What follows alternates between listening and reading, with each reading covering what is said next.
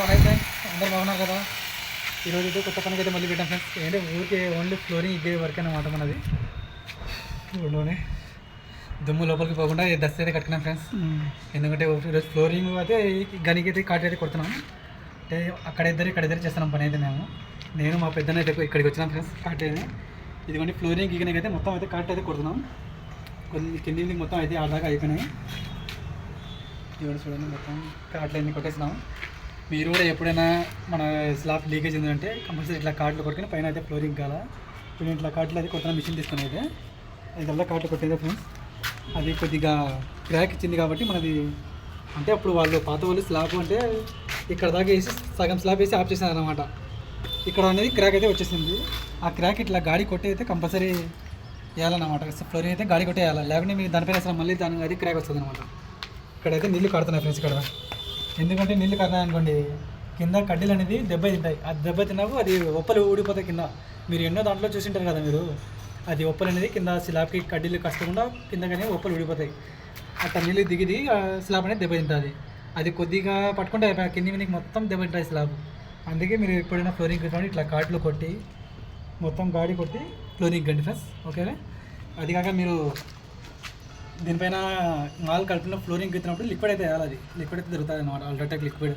ఆ లిక్విడ్ అయితే కొద్దిగా లీకేజ్ కానీ రాదు, ఏం రాదు, బాగా నీట్గా వచ్చేసి లాగ్ కానీ. దీనికి వాడినా కానీ మంచి సిమెంటే వాడండి ఫ్రెండ్స్. ఎందుకంటే మామూలుగా మాకు తక్కువ రేటు వస్తుంది మనం సిమెంట్ గీసామని అనుకోకండి. దీనికి వాడితే మంచి రేటే సిమెంట్ వాడాలి. ఎందుకంటే ఇది మెయిన్ ఫ్లోరింగ్కి ఇది మెయిన్ అనమాట ఇది. ఎందుకంటే ఇది లీకేజ్ వచ్చినా కానీ కొద్దిగా ఫ్లోరింగ్ మళ్ళీ మొత్తం దెబ్బ తింటుంది. దెబ్బ తినక మొత్తం వేస్ట్ అయిపోతుంది. అందుకే వాడితే మంచిది సిమెంట్ వాడాలి దీనికైతే. అది లిక్విడ్ అయితే మర్చిపోకండి ఫ్రెండ్స్, లిక్విడ్ అయితే కంపల్సరీ వేయాలి దీనికి. లిక్విడ్ వేస్తేనే లీకేజ్ అనేది ఏం రావు, క్రాక్లు అనేవి ఏం రావు, బాగా నీట్గా అయితే వస్తాయి స్లాబ్. కానీ మంచి సిమెంట్ అల్ట్రాటెక్ అయినా డల్మీ అని అది అలా మంచి సిమెంటే, అది మొత్తం వాడండి. ఓకేనా ఫ్రెండ్స్. ఇది ఇట్లా మొత్తం అయితే కాట్లు కంపల్సరీ కొట్టుకోవాలి. కాట్లు కొట్టుకొని పాయలు వేసుకొని దానం పట్టుకొని ఓకేనా. మన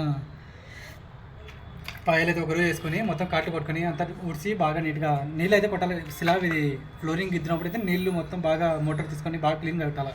ఎందుకంటే ఇప్పుడు కాటు కొట్టినాం కదా మనం, అదల్లా దుమ్ము వల్ల అనేది జాయింట్లోకి వెళ్ళిపోతుంది. అది ఆ జాయింట్లోకి వెళ్ళిపోయినాక అది బుడిపోతుంది, ఇంకా ఏం లాభం.